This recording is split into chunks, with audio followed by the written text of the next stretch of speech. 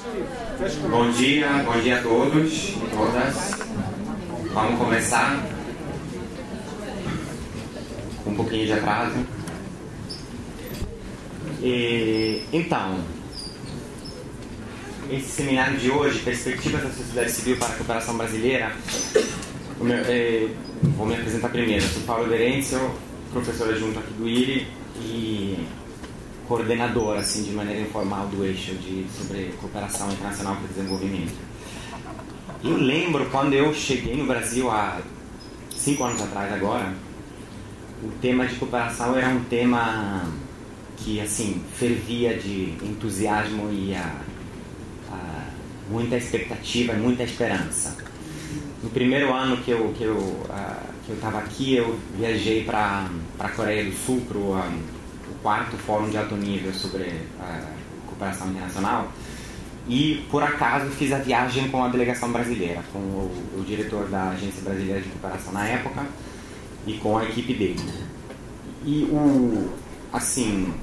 a quantidade de pessoas lá no Fórum de Busan que queria falar e saber da ABC sobre seus planos, seus programas, seu futuro, era quase assustador. Assim, era uma pequena equipe de 3 pessoas e a agenda deles era mega lotada desde antes do café da manhã até altas horas da noite. Exatamente porque eu tinha essa sensação, essa expectativa que o Brasil estava se tornando um ator importante a nível internacional nesse campo da cooperação internacional de desenvolvimento, com umas abordagens inovadoras, com umas experiências interessante na cooperação Sul-Sul, que estava investindo bastante, seja de capital político, seja também de recursos financeiros, e que, portanto, era um ator que era preciso prestar atenção, apoiar, entender melhor, e assim por diante. Poucos anos depois, a situação mudou de maneira bastante drástica, vamos dizer. Como a Melissa vai contar daqui a pouco, seja o capital político, seja os recursos financeiros que o governo brasileiro está hoje em dia dedicando à área da cooperação diminuindo de maneira bastante rápida e importante. A situação política e econômica do Brasil mudou também drasticamente. Então, o que a gente quer fazer nesse seminário é um pouco fazer o ponto da situação no dia de hoje sobre a situação da cooperação brasileira para o desenvolvimento internacional e tentar entender, de uma perspectiva da sociedade civil e da pesquisa, o que é que está acontecendo e quais são algumas das tendências. Temos 3 fantásticas mulheres aqui que vão falar hoje. A última, a Giovana, está a caminho, deve estar chegando daqui a pouco. Vamos começar pela Melissa. Deixa eu aqui ler A Melissa é bacharel em Relações Internacionais pela PUC de São Paulo, especialista em participação e desenvolvimento sustentável pela Universidade Autônoma de Barcelona, onde ela fez mestrado e doutorado, e onde também atuou como pesquisadora no Instituto de Governo e Políticas Públicas da mesma universidade. Hoje em dia, ela é coordenadora de programa da Articulação Sul, que é um grupo da sociedade civil entre os mais ativos no estudo e na análise da cooperação brasileira, da cooperação Sul-Sul mais em geral, e ela vai, assim, dar um pouco, ajudar a gente a fazer um pouco ponto de situação sobre a cooperação brasileira para o desenvolvimento internacional. Isso. Obrigada, Paulo. Bom dia a todas e a todos. Antes de começar, eu queria também só fazer uma contextualização aí histórica e da trajetória pessoal, um pouco como o Paulo fez também. Eu saí da universidade, da Faculdade de Relações Internacionais, em 2003, e na época eu fui trabalhar com cooperação Norte-Sul na Europa. Fiquei lá uns anos e quando voltei para o Brasil, em 2010, encontrei um pouco essa mesma... que a gente voltou mais ou menos na mesma época, né? A gente volta junto com outras colegas, inclusive na época também a Yara também participava do nosso grupo. a gente volta para o Brasil também um pouco com essa visão, né, de que o Brasil tinha se tornado um ator muito relevante nesse campo chamado cooperação internacional para o desenvolvimento. Mas, ao mesmo tempo, né, falando ali de 2010, 2011, era um tema que a gente tinha muito pouco debate público sobre ele, muito pouca informação, muito pouca análise. Óbvio, né, você tem dentro da cadeira, né, de relações internacionais das universidades, sempre teve pesquisa sobre esse tema, mas como um debate mais amplo, ele ainda era um pouco frágil. E aí o Articulação Sul, né, que é esse centro de pesquisas onde eu trabalho, a gente pensou um pouco nesse sentido, né? Vamos trabalhar para gerar maiores evidências, para gerar maior debate, para trazer mais elementos para a gente poder discutir a cooperação como uma política pública, né? Não só como uma estratégia da política externa, um instrumento de política externa, mas também como política pública. Então, feito um pouco esse recorrido aí dos tempos, dos anos dourados da cooperação brasileira, eu queria trazer para... antes disso, falar que 2016 é um dos piores anos para a gente fazer análise de conjuntura política, né? Então eu me abstenho de fazer qualquer tipo de comentário de futuro, porque a gente, os cientistas políticos aprenderam em 2016 e os nossos diplomas servem para pôr na parede, né? Brincadeiras à parte. Os dados que eu trago aqui são os dados do relatório que chama Cooperação Brasileira para o Desenvolvimento Internacional. São 3 edições, né, que foram publicadas desse relatório. São relatórios cuja importância, né, só da existência, cada vez que eles são publicados, é uma festa, é um auê, né, quando eles são publicados, porque é quase que uma das poucas fontes de informação que a gente tem sobre a cooperação, sobre os fluxos, sobre as modalidades, quanto dinheiro está indo para cada modalidade, como que estão sendo... quais que são as prioridades que estão se movendo nesse âmbito da cooperação internacional. Ele tem 1000 questões, a gente pode, né, depois discutir um pouco mais sobre tanto questões técnicas, como até, né, a definição das modalidades que foi mudando durante os anos, ou o próprio fato, né, desses dados não estarem públicos. Ele tem um relatório, mas a base de dados em si a gente não tem acesso, então você sempre fica pensando, poxa, será que está tudo aí? Será que tem coisa de fora? Mas, enfim, em linhas gerais, ele é importante por conta da... Eu uso aqui a Giovana. Mas, em linhas gerais, ele traz uma figura do que é a cooperação brasileira para o desenvolvimento. E aí, algumas características, né, e tendências que dá para a gente ver. Em primeiro lugar, vocês verem essa linha azul, né, que tem um pico ali em 2010, aqui a gente tem os anos, de 2005 a 2013, e aí você tem uma linha que vai, né, aqui essa é o valor total alocado para a cooperação em dólares, e aí a gente vê um pico em 2010 e depois, de novo, né, a partir de 2011, 2013, uma queda desse valor, mas a linha de tendência é uma linha que até então era ascendente, né? Um pouco ascendente, então não dá para tirar conclusões sobre se o valor realmente aumentou muito, né? Assim, a partir do ponto da linha de base que é de 2005, porque aqui você teria inflação, aumento dos gastos normais, etc. Mas o que dá para perceber é que 2010 mesmo foi um pico fora da curva, né? E aí 2010 o que a gente tem foi principalmente a cooperação humanitária e operações de paz para o Haiti. O que mais que esses dados nos revelam, né? A gente pode ver, por exemplo, como que... Aqui, acho que está pequenininho para vocês verem, mas eu vou explicar um pouquinho, né? Essa barra rosa grande é a contribuição que o Brasil faz para organizações internacionais e principalmente para fundos de cooperação, por exemplo, o FOSEM, que é o Fundo de Convergência do Mercosul. A gente consegue ver que durante todo o período, né, e aqui pega o período bem das administrações do PT, né, a gente não tem esses mesmos dados para antes e nem para depois da crise política e econômica, né, de 2014 2015. Então é um período peculiar. Mas a gente consegue ver que durante todo esse período tem uma aposta aí pelo multilateralismo, né, ou seja, é uma cooperação via organizações internacionais. Por outro lado, a gente consegue ver também essa barrinha roxa, que está aqui embaixo, é a cooperação humanitária. E a gente vê como que ela vai também variando bastante conforme os anos, né? Então, aqui você tem 2007, 2006 ela é super pequena, 2007, 2008, 2010 ela cresce, e aí 2012 de novo, 2013 ela diminui. Esse orçamento ele foi principalmente gerido pela Coordenação Geral de Combate à Fome, que hoje não existe mais. Então, como que vai ficar esses gráficos no futuro é também uma questão para a gente observar, né, com relação a essa barrinha específica.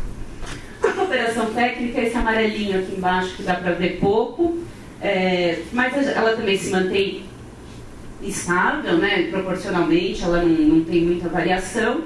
Você tem uma variação muito grande da cooperação, das operações de paz, que é a barra lá em cima. Né? Então aqui 2005, 2010 ela cresce muito, depois em 2011 ela é quase nada na proporcional.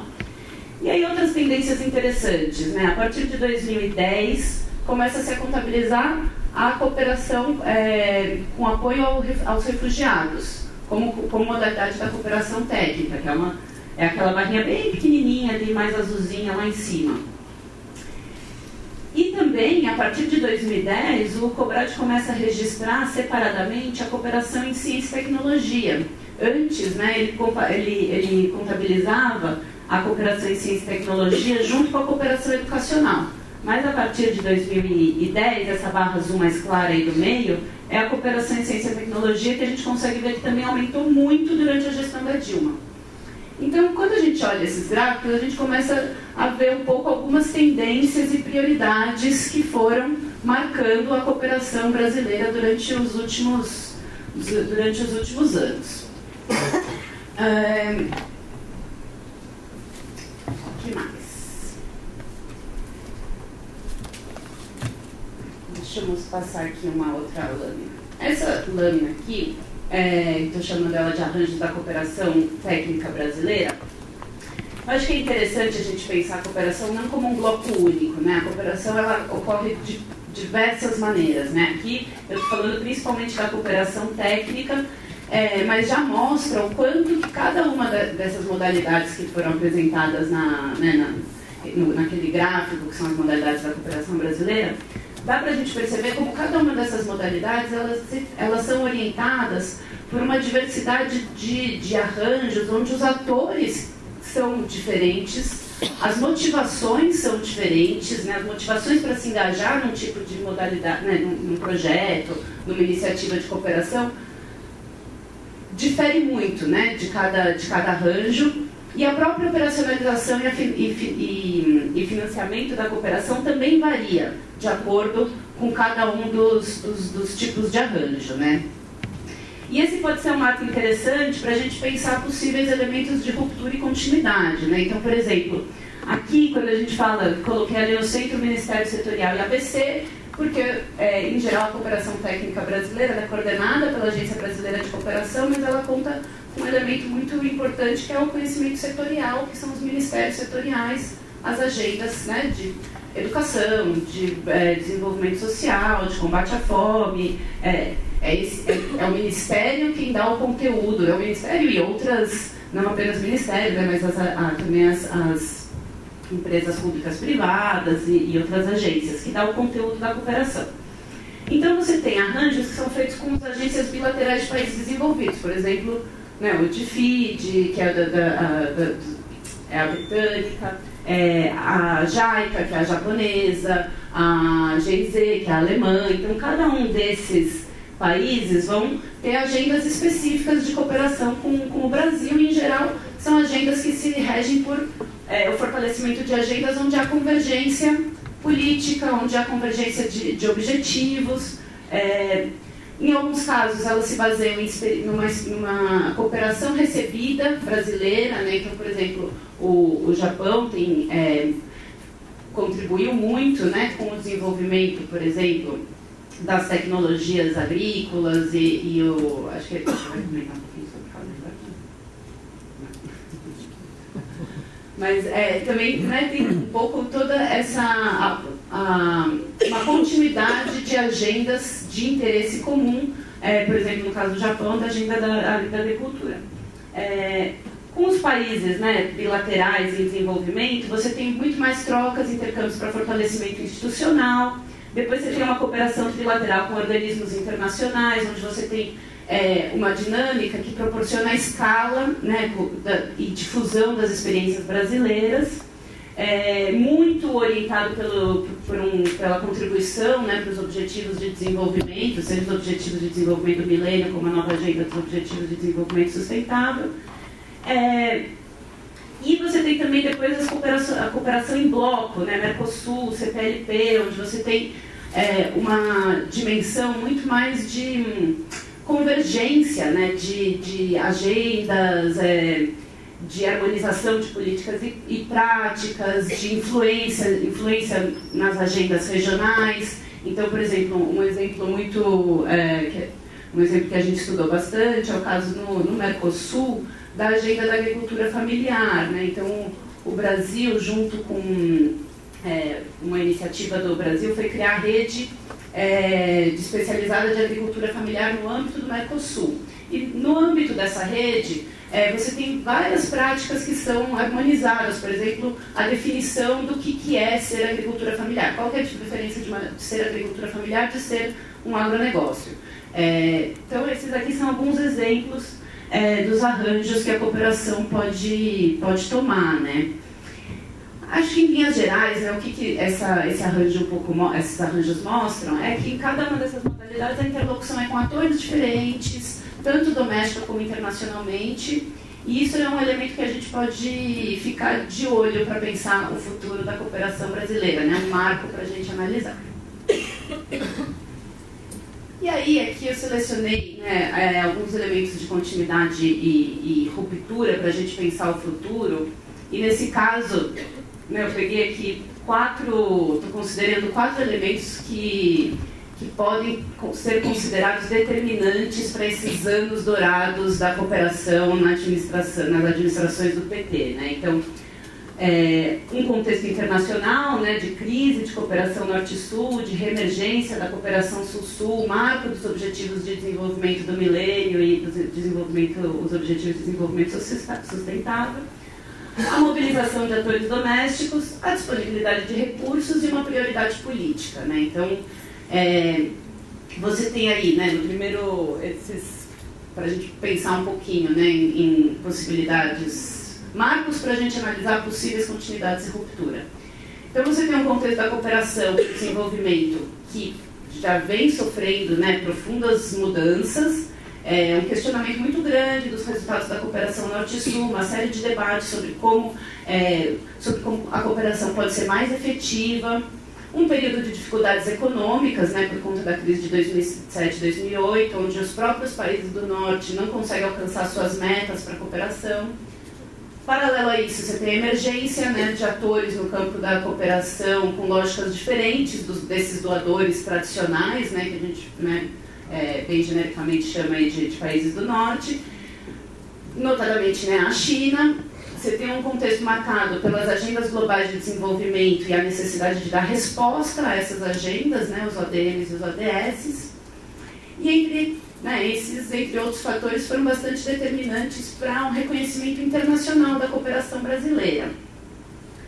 Ao mesmo tempo, o Brasil vive um período sem grandes restrições de recursos, né, com uma alta no preço das commodities. Você tem um presidente aí, né, na época dos anos dourados, um presidente, um chanceler com a política externa altiva e ativa, buscando, né, a diversificação de parceiros e dando uma prioridade para essa agenda da cooperação. E tudo isso também contribuindo para uma mobilização de atores domésticos maiores. E aí a gente pensando um pouco, né, como possíveis elementos de ruptura e continuidade, né? O Brasil é considerado um país pivô para a cooperação sul-sul e para a chamada cooperação triangular, que é a cooperação entre os países em desenvolvimento com o apoio, com uma complementariedade da cooperação dos doadores tradicionais das organizações internacionais, que vem desde 1996, ou seja, o Brasil consta nas políticas dessas organizações internacionais como um país pivô já há bastante tempo, né? porque o Brasil é tido como um banco de boas práticas para a consecução dos objetivos globais, né? Isso no contexto dos ODS, acho que aí é um ponto para a gente analisar, né? Se o Brasil é reconhecido por suas políticas de combate à fome, de combate à pobreza, de desenvolvimento, de crescimento econômico e etc., num momento de crise, onde algumas dessas políticas deixam de existir, fica aí um questionamento, qual que é o papel que o Brasil joga nesse cenário. Entretanto, estrategicamente, o Brasil é considerado um país pivô nesse cenário. Além disso, né, as organizações internacionais já funcionam um pouco como brokers da experiência brasileira, né? Então difundem muito a experiência brasileira, por exemplo, no caso do programa Bolsa Família. Basicamente a gente podia arriscar dizer, né, que enquanto tiver um funcionário público disposto a falar sobre essa experiência, ela ainda vai ser difundida pelo Banco Mundial. Claro que tem outros países que também têm experiências de transferência de renda, que também compartilham sua experiência, mas é um tanto de compartilhamento de experiência que já depende muito pouco do governo brasileiro, porque já está muito assumido por essas organizações internacionais. Por outro lado, a gente tem também um tanto de o Brasil sendo visto como como contribuindo para a legitimidade da cooperação, né? Então, o Brasil não tem grandes ranços políticos e históricos com outros países do Sul.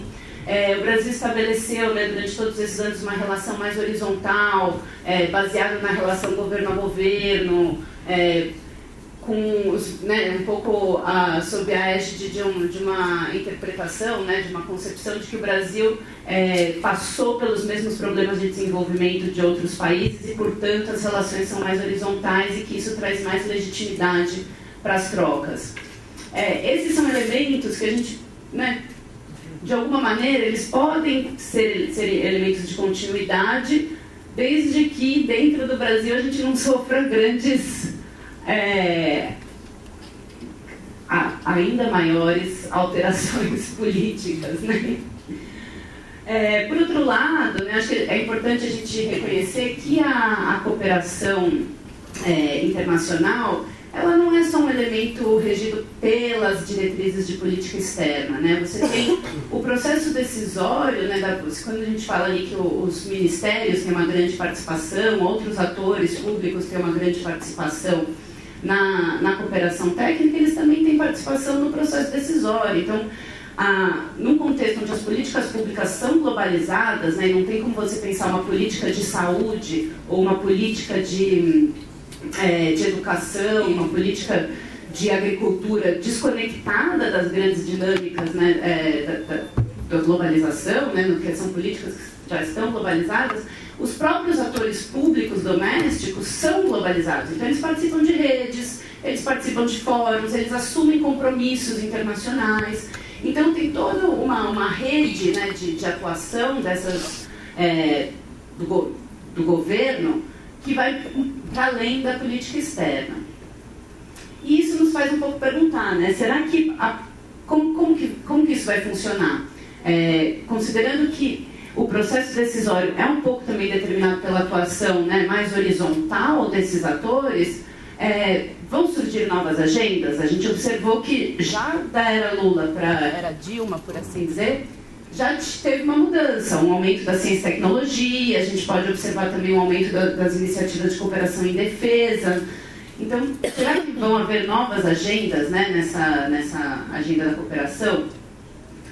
E aí também um pouco eu vou resumir um pouco, porque eu já ganhei um papelzinho de 5 minutos, mas a gente também pode, acho que uma coisa importante a gente observar é se algumas agendas vão mudar de arena, né? Então, por exemplo, claramente a cooperação durante a época das administrações, né, do ex-presidente Lula tiveram um enfoque muito grande no combate à fome, né, que é chamada até diplomacia da fome, e promoção do agronegócio.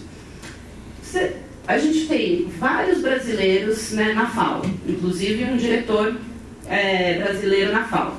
A gente tem uma sociedade civil mobilizada no campo da segurança alimentar que é internacionalizada.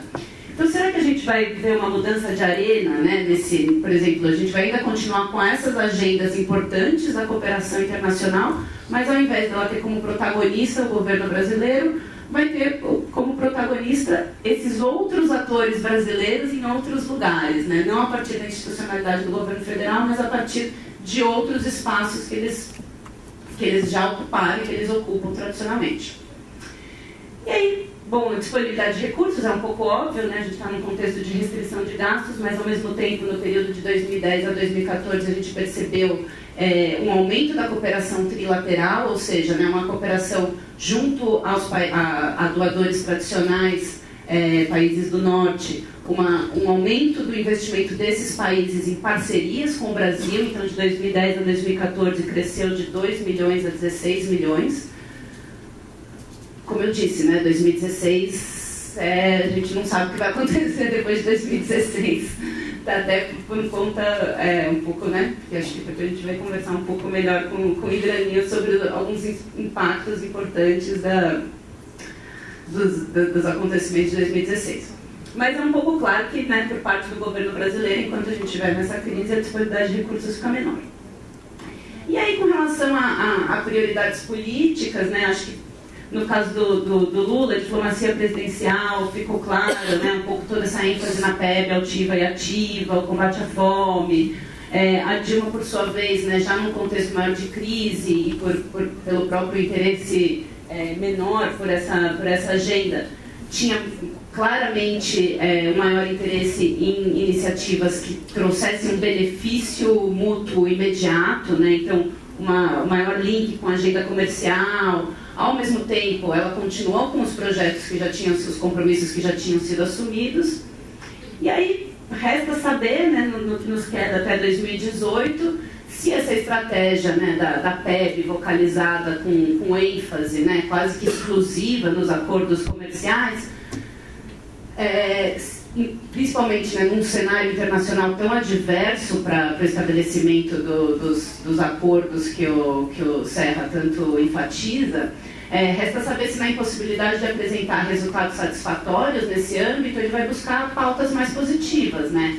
E aí, nesse sentido, você tem aí a cooperação com parceiros estratégicos, né, tanto os parceiros, os doadores, né, tradicionais que vêm do Brasil, parcerias importantes para as suas agendas de desenvolvimento internacional, como com, né, parceiros estratégicos no âmbito do BRICS, por exemplo, a Índia, que, né, recentemente assinou um acordo de comércio com o Brasil. Ou se ele vai seguir com essa política externa de bravatas e desdém aos sócios menores, né? E aí, finalmente, eu termino muito rapidamente, não vou entrar em cada um desses pontos, mas acho que também é importante a gente observar, né, que nesse contexto onde houve grande mobilização da cooperação brasileira e com grande prioridade política, né, muito no foco da prioridade, inclusive presidencial, será que esses últimos 15 anos, né, ou 12, 13 anos, geram um pouco de aprendizado para a institucionalidade da cooperação brasileira, né? Então, a institucionalidade da cooperação brasileira é, em geral, um pouco frágil, né, por mil razões que a gente não tem muito tempo para entrar agora.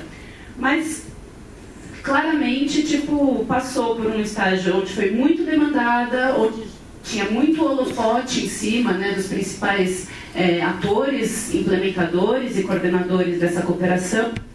E será que agora a gente consegue observar um momento de consolidação desses aprendizados, né? E aí eu listei alguns um pouco aleatórios, mas a importância de demonstrar resultados e articular um discurso estratégico sobre a cooperação para um público doméstico, né? Então, se a gente for sair na rua e perguntar quem conhece da cooperação brasileira, o que acha disso, provavelmente a resposta vai ser: não sei do que você está falando, ou mesmo dentro do âmbito, né, mais acadêmico de relações internacionais, etc. Essa não é uma agenda que claramente é muito grande, né?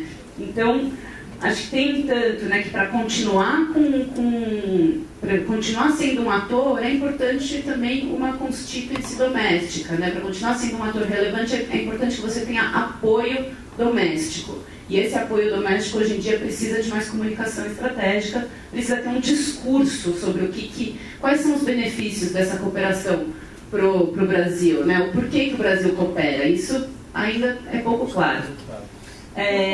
Demonstrando resultados, inclusive, que é uma agenda tradicionalmente da efetividade da ajuda. Tem um tanto de reforçar a institucionalidade, né? Então a gente tem aí 1000 boatos sobre um decreto de lei que já está há um tempão rolando e que a gente espera talvez em 2017.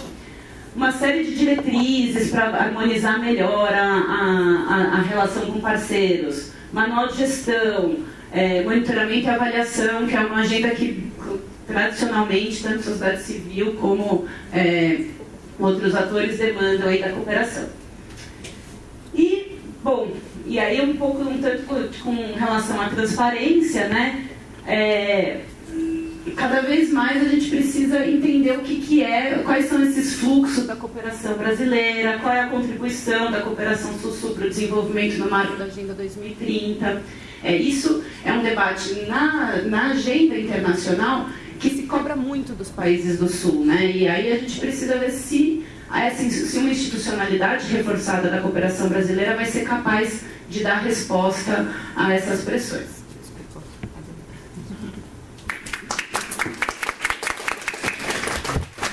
Muito obrigado, Melissa, por esse panorama geral, né? Não só de dados sobre a cooperação brasileira, mas também por essa avaliação assim, das tendências principais e de alguns dos assuntos que podem servir como guia também para pensar e repensar a cooperação brasileira olhando para frente. Então, agora a Yara Leite. A Yara é professora adjunta do Departamento de Economia e Relações Internacionais da Federal de Santa Catarina. Fez graduação na PUC Minas, mestrado aqui na PUC Rio e doutorado em Ciência Política no IESP.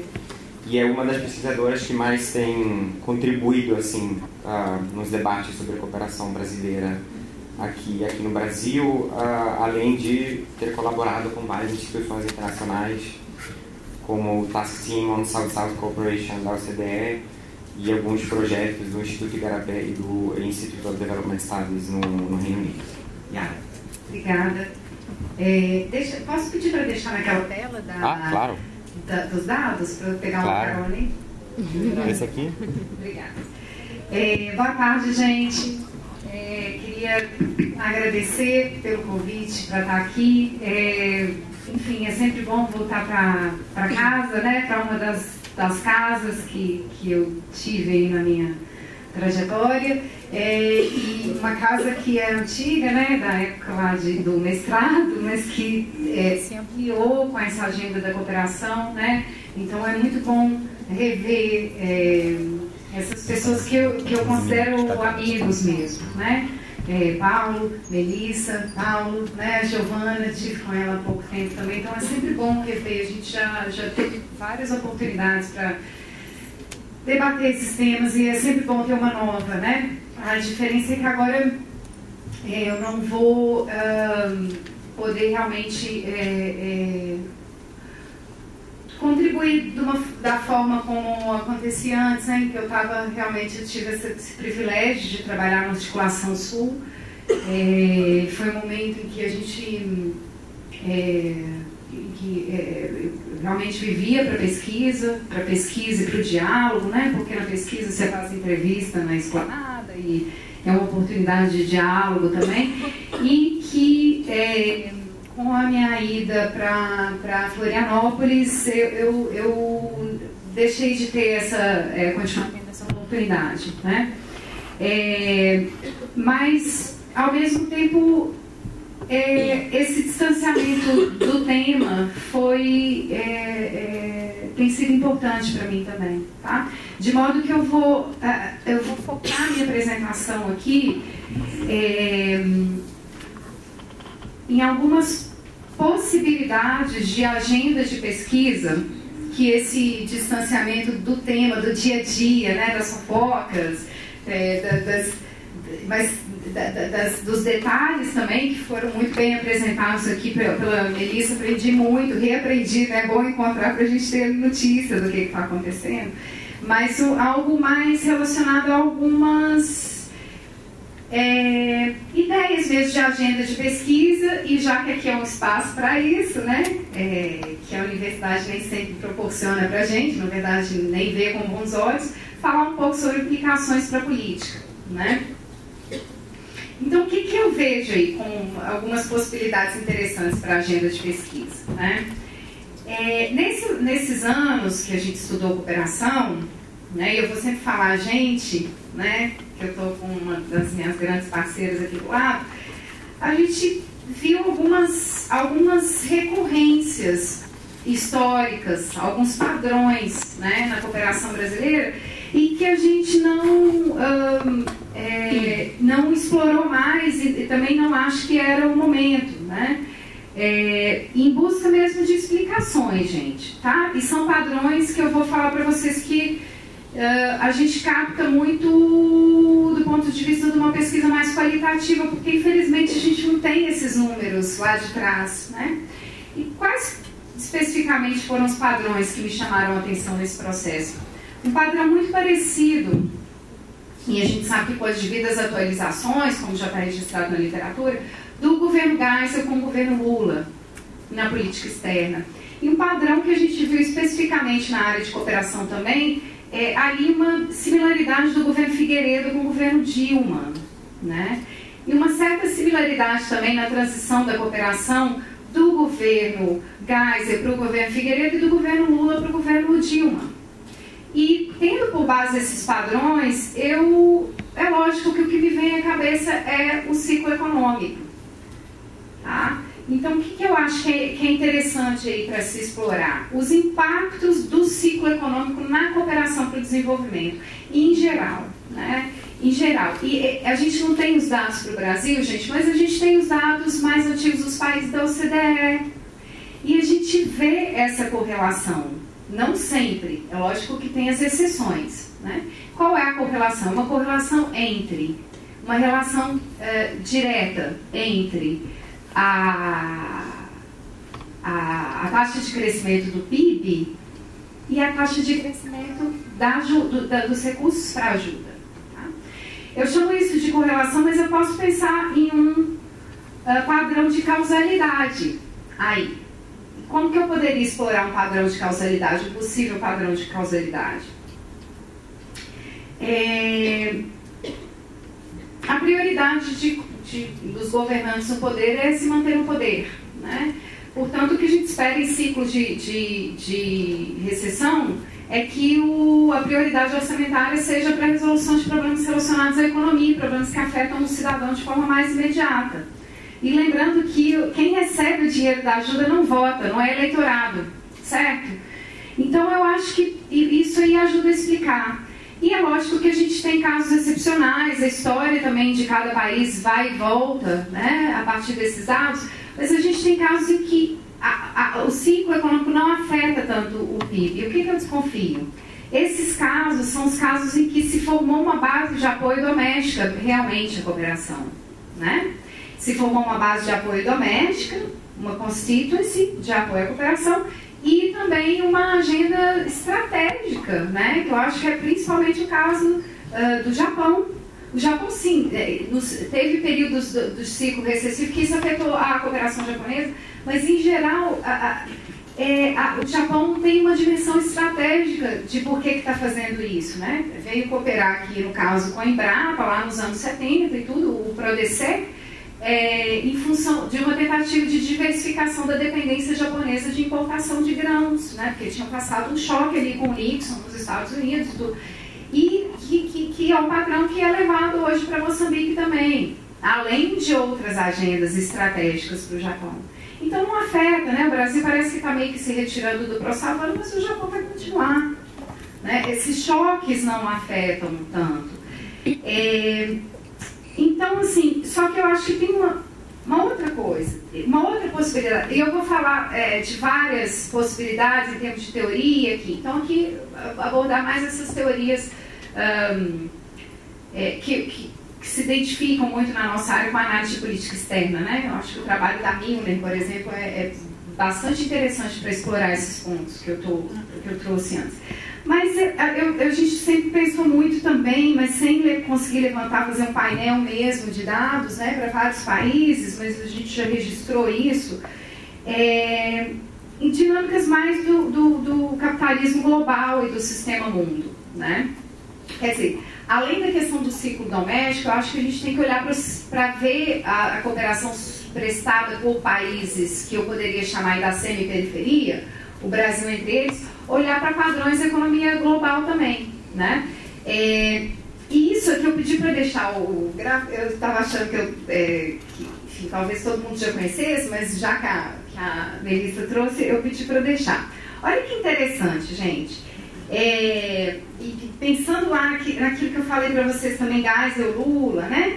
Figueiredo, Dilma, aliás, vamos deixar Figueiredo, Dilma por enquanto para lá, mas Geisel, Lula. O que tem em comum na economia global acontecendo naqueles dois momentos? A gente tem um período de retração da economia no centro. Tá? E o que a teoria do sistema mundo me diz? E uma teoria do sistema mundo que eu já conheço aplicada às relações sul-sul por um grupo de pesquisadores nórdicos ali no início dos anos 80. Em períodos de crise no centro capitalista, a gente espera períodos de protecionismo e menos demanda, né? Crise significa também menos demanda por produtos antes importados da gente, países como o nosso, né?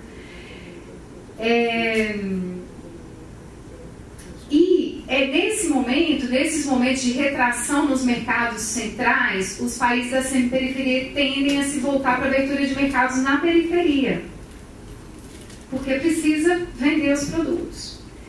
E se eu entendo que a cooperação para o desenvolvimento é um mecanismo para abrir novos mercados, eu consigo explicar esse pico. E se a gente tivesse os dados da época do gás, seria ótimo, mas a gente tem isso registrado de forma qualitativa na literatura, tá? Não dá para ilustrar com um gráfico assim, mas olhem só qual foi o período de pico. Foi depois da crise de 2008, né? É lógico que a gente tem que olhar, não estou falando que isso explique tudo, viu? São possibilidades, porque é lógico que o desejo de ocupar uma vaga no Conselho de Segurança é importante, toda essa busca do reconhecimento na nossa trajetória diplomática é importante também, mas pensando mais nessa dinâmica cíclica relacionada à dimensão mais econômica, né? E, gente, aí a gente para pensar, não, mas o Brasil não condiciona, não é como, por exemplo, a Alemanha, né, que a cooperação alemã e mesmo a japonesa está muito focada ali em setores que eles têm interesses comerciais e de forma muito clara, né? E se a gente olha para o padrão do Brasil, a gente não vê isso, certo? Então você pensa assim, não pode ser. Mas assim, gente, a cooperação ela não precisa estar naquele setor para abrir mercado, né? Ela é um mecanismo de aproximação com os outros países. Eu poderia até chamar um pouco de uma certa responsabilidade corporativa financiada com recursos públicos, né? E sem nenhuma crítica a essa dimensão da tentativa que hoje é mais de falar dessas possíveis agendas de pesquisa. Mas vamos voltar ao ponto. No caso do Brasil, se a gente já pensando um pouco, fazendo uma transição para implicações para a política, né? O caso do Brasil é um caso em que a gente vê isso claramente, tá? Se eu tivesse trazido um gráfico aqui, vocês iam ver uma correlação certinha entre a diminuição do PIB brasileiro e a diminuição da ajuda brasileira. Já entendemos por que isso pode ter acontecido. E entendemos também que isso aconteceu historicamente em outros países, isso não é específico do Brasil. Mas a gente tem essa questão aqui, tanto desses dois aspectos que eu apontei, que é o seguinte, uma certa recuperação nos países desenvolvidos. Então, se os países desenvolvidos se recuperam, a gente já pode direcionar o comércio para lá de novo e isso desmobiliza a cooperação. E, por outro lado, a gente não tem essa base de apoio, apesar dela ser muito maior hoje do que antes, né? E, assim, acho que devemos muito ao trabalho do BRICS, Policy Center e do Articulação Sul na formação dessa constituency bem inicial, né? Mas ela não está, eu acredito que ela não está consolidada o suficiente para garantir uma certa continuidade. E eu falo mais desse aspecto bottom-up, gente, do que de top-down, porque facilmente eu poderia olhar para a política externa do Temer e falar ele não tem interesse na cooperação Sul-Sul. Mas quem viu o discurso dele na CPLP, gente, viu que se tivesse condição, ele ia querer exportar a experiência do ajuste estrutural para os países africanos. Porque foi o discurso dele, que o Brasil tem muito a ensinar para os africanos sobre a questão do controle de contas orçamentárias. Não sei se vocês viram isso. Então, certamente, e ele fugiu da agenda, foi criticado até por isso, né? Porque já tem uma agenda elementar ali da CPLP e ele chegou com um discurso que não tinha sido combinado com ninguém, que não estava estruturado de acordo com as prioridades da CPLP. Mas eu olhei e falei, gente, se tivesse num ciclo econômico ascendente, eu acho que ele ia gostar da cooperação Sul-Sul, né? Então, eu acho que tem muito mais a ver com essa questão de constituency e, acima de tudo, com a questão de ter realmente uma estratégia clara, articulada em torno da cooperação Sul-Sul e fazendo a ponte com o ponto que a Melissa levantou, sobre essa dimensão estratégica, né? Mas uma dimensão estratégica não só como discurso, mas realmente pensado, uma agenda realmente pensada de forma estratégica, tá bom? E eu vou fechar aqui com duas possibilidades. Não vou esconder, gente, essas duas possibilidades que eu estou apresentando, elas me chamam a atenção de uma forma objetiva, por si próprias, mas eu não vou esconder que eu estou falando sobre o que eu estou fazendo também agora, tá? Então, querendo ou não, eu posso estar vendo uma maior importância nessas duas áreas em função de serem as áreas que eu estou estudando e em função de ser o ambiente em que eu estou hoje, que é uma universidade pública, tá? Então, não tomem como uma verdade absoluta, tem um viés aí, tá? Mas um viés que não é só viés, tem uma base aí para falar isso também. O que eu acho? Eu acho o seguinte, que a gente tem, como no caso da transição do governo Geisel para o Figueiredo, Lula, Dilma, a gente tem claramente uma diminuição da participação dos recursos públicos brasileiros no financiamento da cooperação Sul-Sul e um aumento do financiamento vindo de fontes internacionais, tá? Isso lá no padrão dos anos 80 era assim também. A gente pode pensar o seguinte, olha, se está sendo financiado mais por outros atores internacionais, certamente esses atores vão estar com maior poder para incidir na agenda. Mais poder do que o Brasil. Mas eu acho que isso não é como... A gente não pode pensar assim, a gente é mais fraco, tem menos recursos, portanto tem menos poder. Não. Eu acho que realmente a cooperação brasileira, apesar de ter que registrar isso mais, os impactos, os resultados, eu concordo, mas de antemão eu realmente acho que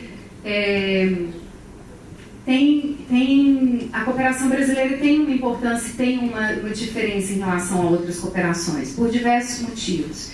E eu acho que a prova disso é que tem muitos países, muitas organizações de diversas espécies querendo financiar a cooperação brasileira, né? Então, a gente tem alguma coisa aí.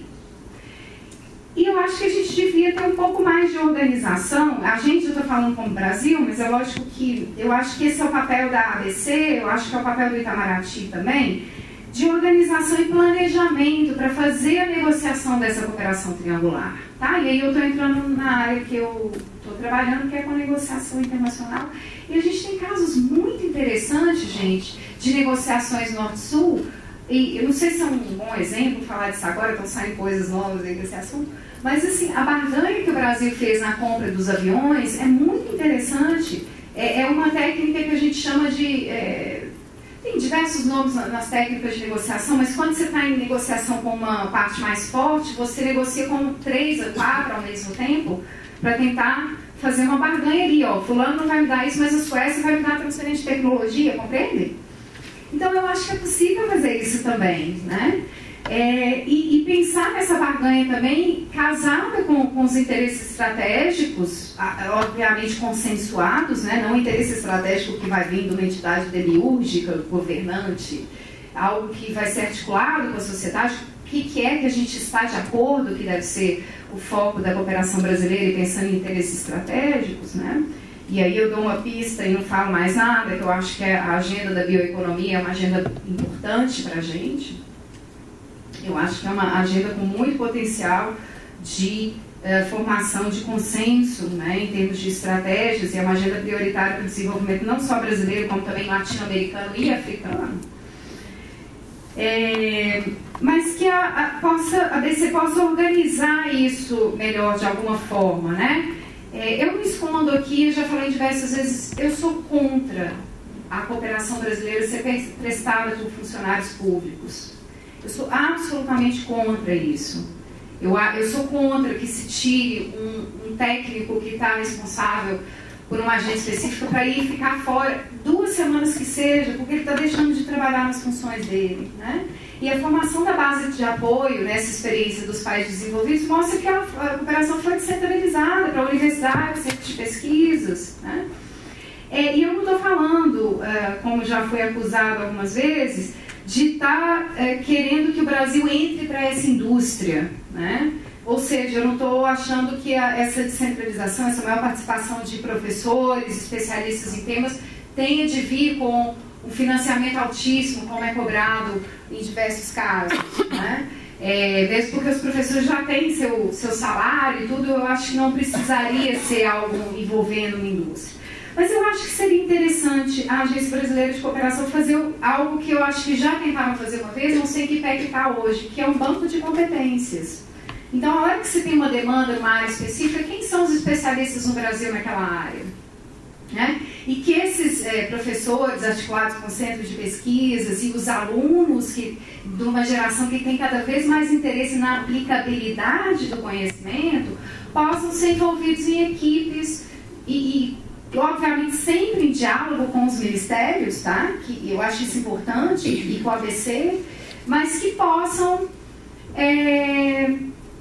ir participar dessas iniciativas de cooperação. E eu acho isso estratégico, gente, por 2 razões. Número 1, eu acho isso estratégico porque, aliás, eu diria até 3, né? É porque a primeira eu não consigo explicar direito, e eu já estou terminando. Eu não consigo explicar em termos teóricos, mas eu consigo explicar o que eu vi no caso da Embrapa e do Senai. Eu vi no caso da Embrapa e do Senai, gente, que a hora que eles começaram a participar mais da cooperação Sul-Sul, nesses anos 2000, eles saíram de um papel que eu vou chamar de passivo na cooperação, de receberem cooperação, e foram colocados num papel ativo. E, gente, talvez eu coloquei aqui, anotei algumas possibilidades para quem quiser explorar por esse lado, teorias sobre aprendizado, teorias da pedagogia, né? Quando a gente fala de active learning, estou interessada nisso, né? Dando muita aula e tudo.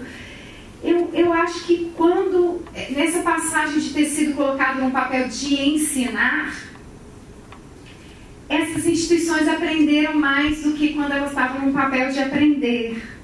E eu vi claramente os impactos disso na estruturação da cooperação dentro dessas instituições. Tá? Então eu acho que tem tem um negócio, tem uma coisa aí que eu acho que precisa ser mais explorada, né, e acompanhada. Em segundo lugar, a gente tem uma questão interessante assim, que vem da teoria sobre internacionalização de empresas. Tem uma teoria que fala que a internacionalização ocorre primeiro para um ambiente cultural mais próximo, que no nosso caso seria América Latina, África, né? África, principalmente língua portuguesa, e que isso ajuda a acumular capacidades que depois te preparam para um processo de internacionalização mais amplo. Eu acho isso interessante para pensar na internacionalização da sociedade brasileira, não só das empresas, sabe? Então, olhar se isso já aconteceu também, porque eu acho que sim, esses casos que eu estudei me dão uma pista assim, de que sim, de que pode ter sido um estágio ágil para a internacionalização e para a participação em discussões globais e na cooperação Norte-Sul de forma mais qualificada e profissionalizada. E eu acho que pode ser interessante isso para pensar a internacionalização da universidade brasileira também, sabem? E por fim, gente, terminando de verdade, eu acho que a gente já teve uma transição nas universidades de países desenvolvidos nos anos 80 e 90, que não aconteceu aqui no Brasil ainda plenamente, que foi uma transição da pesquisa básica para a pesquisa aplicada. E que foi uma transição que teve que ser feita, inclusive, para justificar a importância social dessas universidades. Isso aqui no Brasil, lógico, a gente vai nos departamentos mais de engenharia, eu estou estudando a experiência de internacionalização, de cooperação internacional do departamento de engenharia mecânica da UFSC, que é um barato, mas assim, e muita interação com o setor privado e tal, né? E nas sociais a gente não tem essa interação ainda. Eu sinto que nas sociais não só não tem essa interação, como tem uma postura excessivamente crítica em relação à extensão. Que a extensão vai comprometer a autonomia do pesquisador e etc. E eu fico me perguntando também que se envolver mais as humanas nessas áreas de cooperação, e lógico, pensando em equipes multidisciplinares, né, não seria interessante, porque é uma forma delas se envolverem na extensão, mas de uma forma mais palatável. Algo que a universidade não se arrisca a fazer aqui no seu entorno, e com muito preconceito, com muitas críticas, se fizer na cooperação em outros países, se não vai ajudar a ter um processo de spillover aqui dentro para fazer mais extensão no Brasil, né? Enfim, gente, são 3 possibilidades aí que eu acho que podem ser pensadas, tá? Queria fechar agradecendo mais uma vez pela oportunidade e dizendo que enfim, eu sempre aprendo muito e espero também que poder ter um momento para debater com a plateia também esses temas. Tá? Obrigada. Muito obrigado, Yara, também por trazer uma ótica assim, mais ampla, seja do ponto de vista histórico, seja do ponto de vista teórico, assim, que levanta novas formas de olhar para essa questão da cooperação. Last but not least, última, mas não por isso menos importante, a Giovana. Ela fez mestrado e é doutoranda nesse momento em RI aqui no IRI e pesquisadora do BRICS Policy Center, onde fez pesquisa sobre a cooperação internacional para o desenvolvimento, inclusive alguns projetos sobre a cooperação sul-sul brasileira. Obrigada, Paulo. Primeiro, muito obrigada, Paula, obrigada pelo convite, pela possibilidade de estar aqui dividindo a mesa também com a Melissa e com a Yara.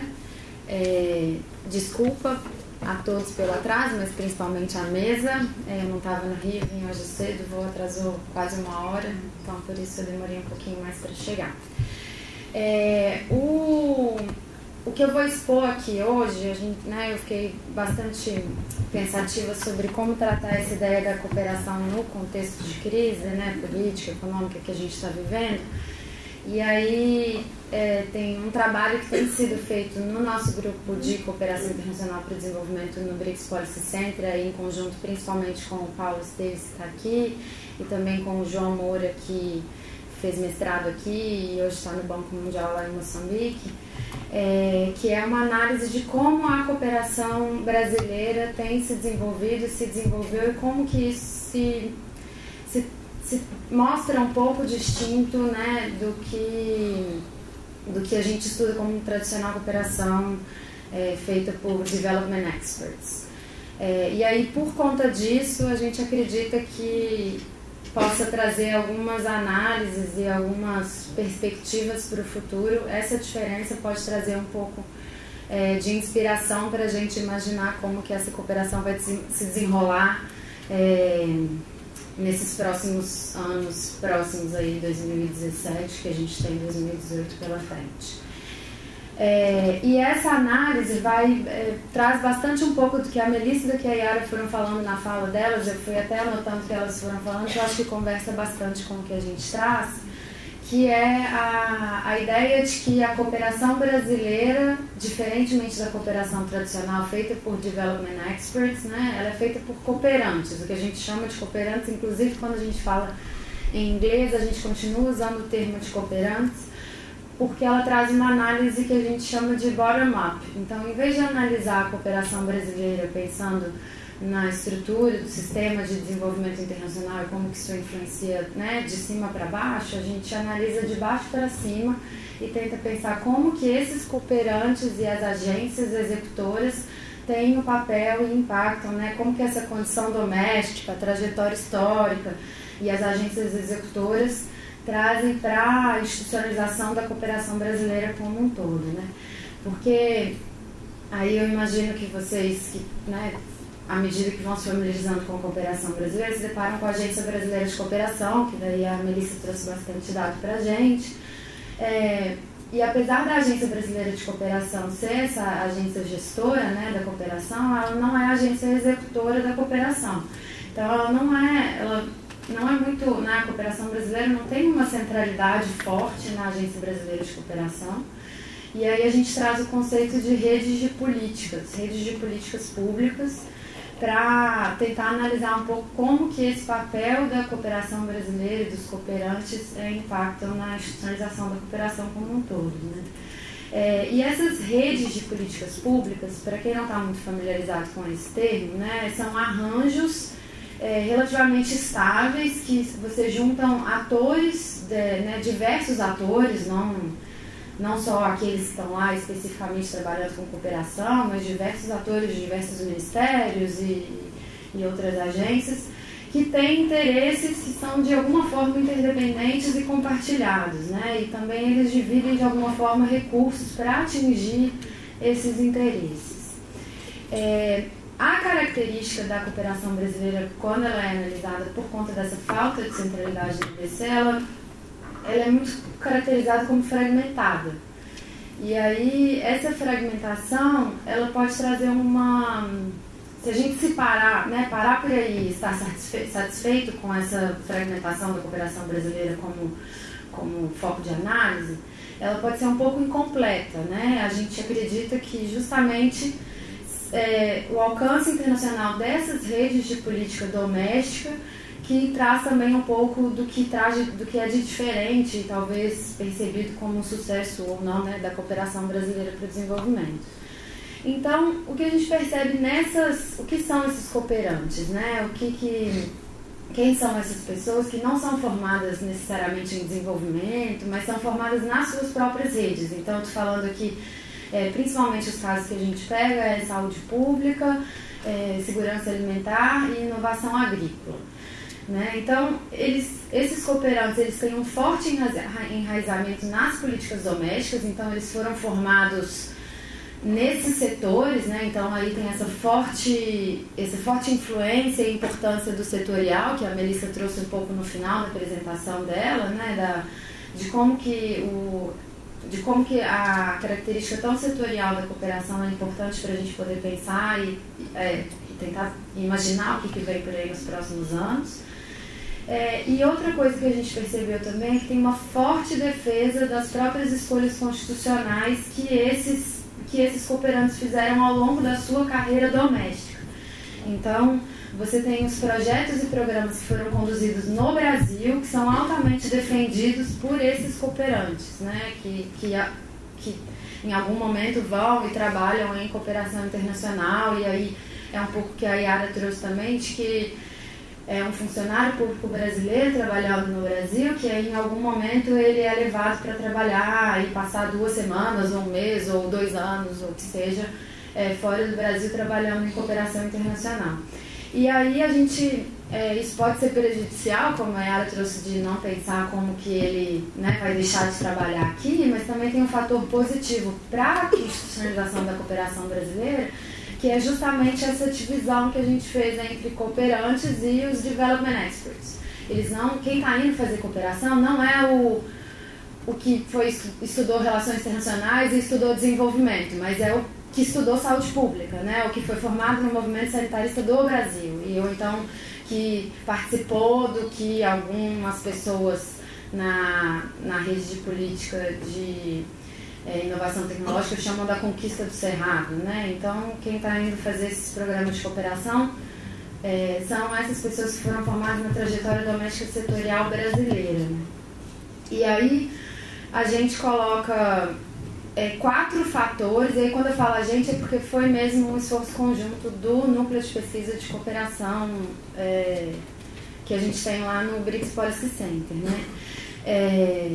O que a gente pensou que é importante, né, quais são os elementos fundamentais para pensar essas condições domésticas de cada uma dessas redes, né?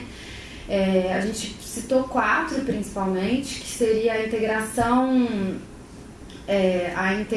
interna dessas redes, o enraizamento social e político dessas redes, você ter uma instituição de referência. Então, por exemplo, no caso da saúde, você tem a Fiocruz, que é uma instituição de referência muito forte. No caso da inovação agrícola, você tem a Embrapa. E você tem alguns padrões de relacionamento com a comunidade dessa rede no internacional. Né? Você tem essa dobra internacional dessa rede. E aí, essa rede no internacional, como que ela se desdobra? Né? Ela tem atuação nas arenas multilaterais.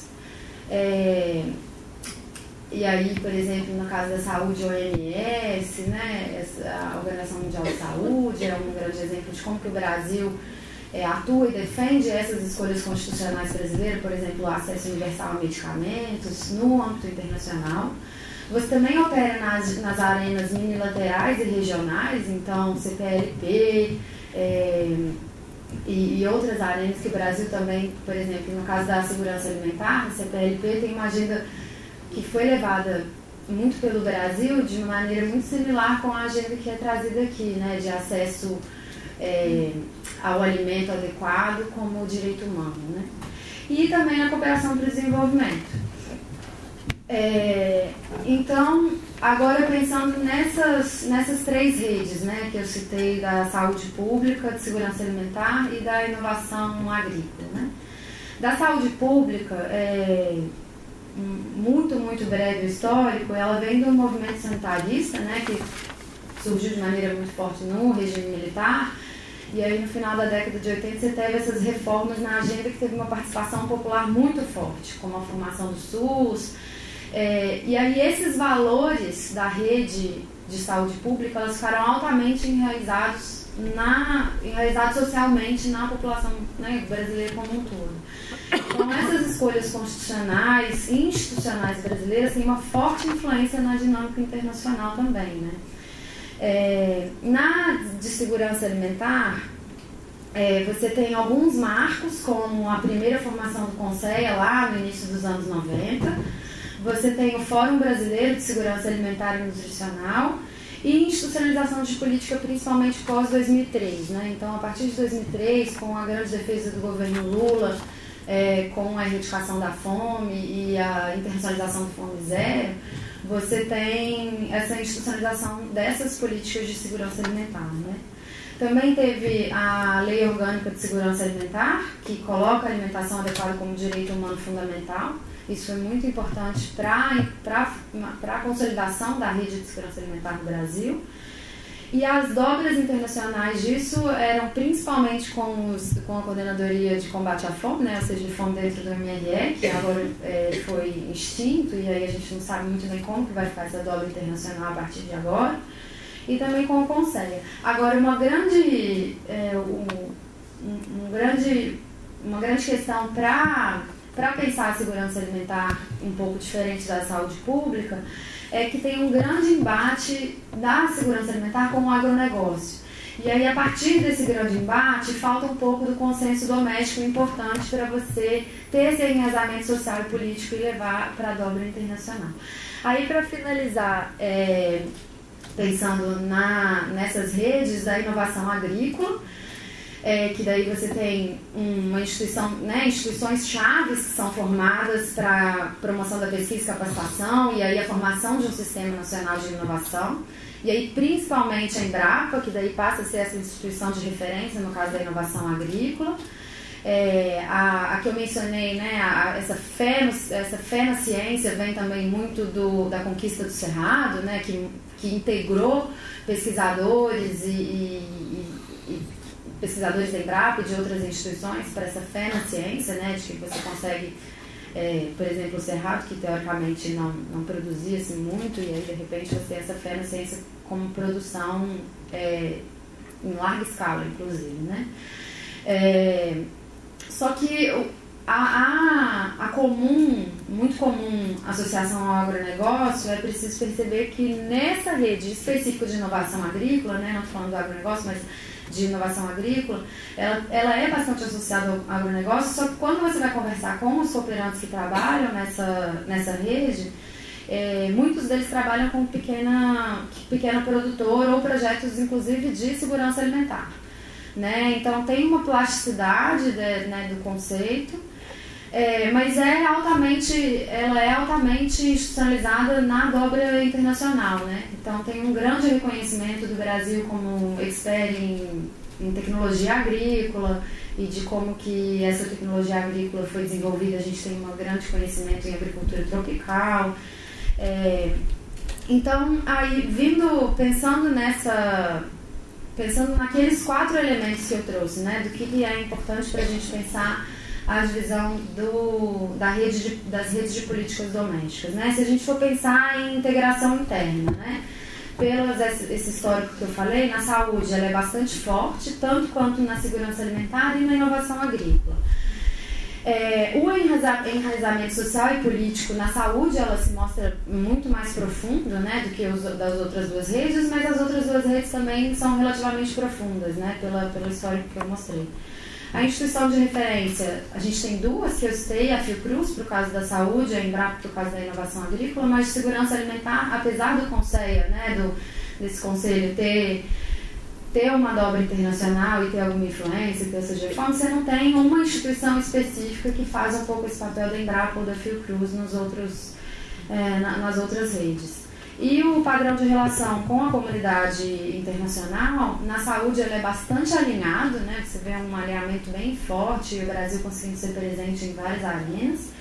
Na segurança alimentar ela desafia um pouco, e na inovação ela é ad hoc, né? A cada projeto ela é bem específica a cada tema que se traz dentro dessa inovação agrícola. E aí, para finalizar, eu acho importante levantar o fato de que a cooperação estruturante feita pelo Brasil, né, ela não tem um consenso sobre esse conceito. Cada uma dessas redes de política tem, de alguma forma, um entendimento distinto do que é cooperação estruturante. Elas perpassam por alguns princípios comuns, principalmente quando você vê cooperantes de diferentes setores que convivem no campo. Então você vê a Embrapa, por exemplo, tem uma definição de cooperação estruturante no site, que quando você vai conversar com cooperantes que estão efetivamente no campo, né, trabalhando lá e executando a cooperação, ela é mais similar com a rede de saúde, por exemplo. Né? E aí, esses projetos estruturantes, aí se a gente for pegar 2 exemplos grandes, né, para trazer para análise, como o ProSavana ou a Sociedade Moçambicana de Medicamentos, que são, né, na área da inovação agrícola e na área da saúde, para esses projetos estruturantes serem considerados de sucesso, você precisa ter um grande consenso dentro da própria casa, né? Dentro do Brasil você tem que ter um consenso sobre isso. E na área da saúde a gente percebe que tem, mas na área da agricultura não, que foi um pouco aquela história que eu trouxe, né, que você tem um embate com o agronegócio, então como que você trabalha isso.